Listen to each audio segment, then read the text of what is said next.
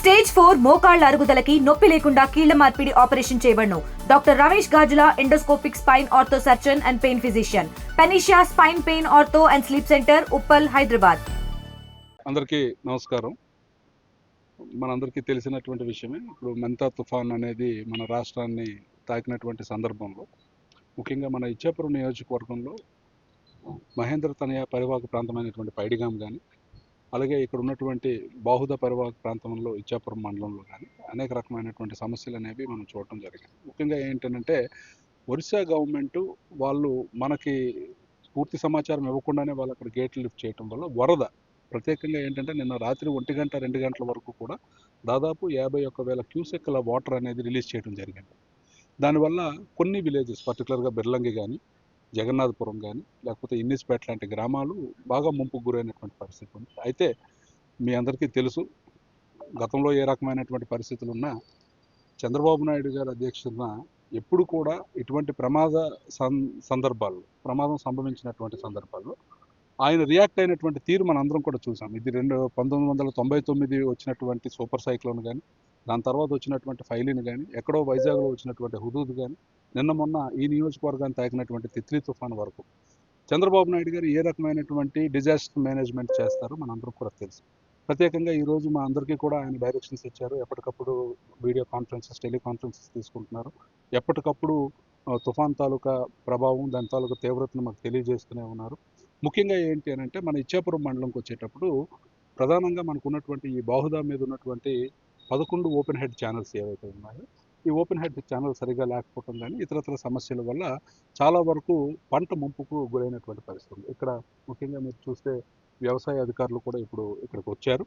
వ్యవసాయ అధికారులు కూడా ఇప్పుడు వేసినటువంటి క్రాప్ దాని తాలూకు పరిస్థితి ఏంటి, 2-3 రోజులు నీటిలో ఉండిపోతే ఆ పంటకి ఏమైనా నష్టం వాటిల్లే అవకాశం ఉందా లేదా, లేకపోతే 2 రోజులు వాటర్లో ఉన్న తర్వాత వాటర్ డ్రైన్ అయిన తర్వాత ఏ రకమైనటువంటి జాగ్రత్తలు తీసుకోవాలి, ఏ రకమైనటువంటి మందులు పిచికారీ చేసుకోవాల్సినటువంటి అవసరం ఉంటుందని ఇక్కడికి వచ్చినటువంటి సైంటిస్టులు కూడా రైతులకు చెప్పే విషయంలో వాళ్ళు ముందున్నారు. ముఖ్యంగా మేము కూడా గత 2 రోజులుగా అధికారులందరితో కూడా సమీక్షించుకుంటున్నాం. అధికారులందరూ ముందుగా వాళ్ళందరికీ కూడా నా హృదయపూర్వకమైనటువంటి ధన్యవాదాలు. ఎందుకనంటే వాళ్ళు ఎంత పొలిటికల్గా మనము ఎన్ని రకాలైనటువంటి డైరెక్షన్స్ ఇచ్చినా అధికారి అనేవారు గ్రౌండ్ లెవెల్లో పని చేయకపోతే మనం ఏదీ సాధించలేం. అందుకని ఈరోజు అధికారులు అందరూ కూడా ఇక్కడ ఉన్నటువంటి ఎంఆర్ఓస్ కానీ, ఎండిఓస్ కానీ, అగ్రికల్చర్ ఆఫీసర్స్ కానీ, ఇక్కడ ఉన్నటువంటి ఐసిఐఎస్ డిపార్ట్మెంట్ వాళ్ళు కానీ, ఎంఈఓలు కానీ, ప్రతి ఒక్కరు కూడా తనదైనటువంటి బాధ్యత.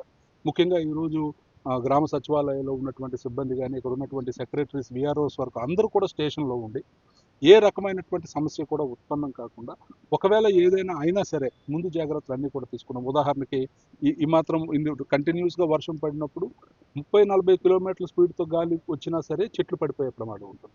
సో ఎక్కడ కూడా చెట్లు పడినా సరే వెంటనే క్లియర్ చేయడానికి కావాల్సినటువంటి సరంజామా కూడా సిద్ధం చేసుకుని మేము పెట్టుకున్నాం.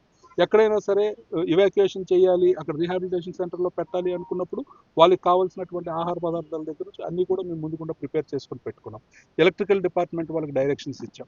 సో అంతా కూడా సెట్ చేసుకున్నాం. బై గాడ్స్ గ్రేస్ మనకేంటంటే వర్షం అయితే కొంచెం ఎక్కువగా పడినప్పటికీ కూడా గాలి లేకపోవడం వల్ల పెను ప్రమాదం అనేది తప్పింది.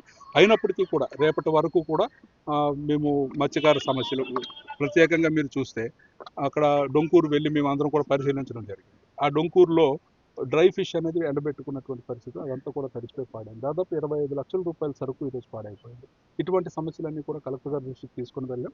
అలాగే ఇప్పుడు జేసీ గారు కూడా ఇప్పుడు రివ్యూకి వస్తానంటున్నారు.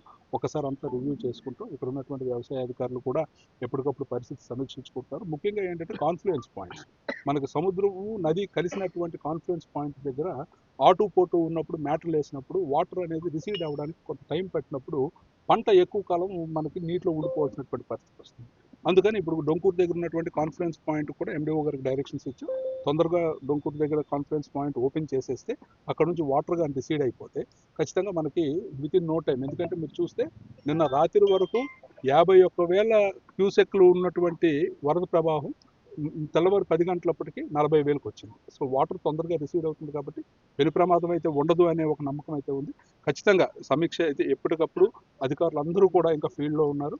ఖచ్చితంగా ఏ ఒక్కరికి కూడా, ఎందుకంటే ఇంతవరకు ప్రాణ నష్టం అనేది ఎక్కడ జరగకుండా, క్యాటిల్ నష్టం అనేది ఎక్కడ జరగకుండా అన్ని జాగ్రత్తలు తీసుకోగలిగాం. ఇక పంట కూడా నష్టపోకుండా అన్ని జాగ్రత్తలు కూడా తీసుకుని ప్రజలెవరికి కూడా ఇబ్బంది కలగకుండా చూసుకునేలా చేస్తుంది. తెలుగులో న్యూస్ కి ఫాస్టెస్ట్ యాప్ ఇప్పుడు టోటలీ న్యూ అవతార్లో జస్ట్ 5 సెకండ్స్లో కంప్లీట్ న్యూస్. సోషల్ మీడియాలో ట్రెండ్స్కి one stop solution. Live TV app voice search ఆప్షన్తో ఇప్పుడే డౌన్లోడ్ చేయండి లేదా అప్డేట్ అయిపోండి. యాప్ లింక్ డిస్క్రిప్షన్లో ఉంది.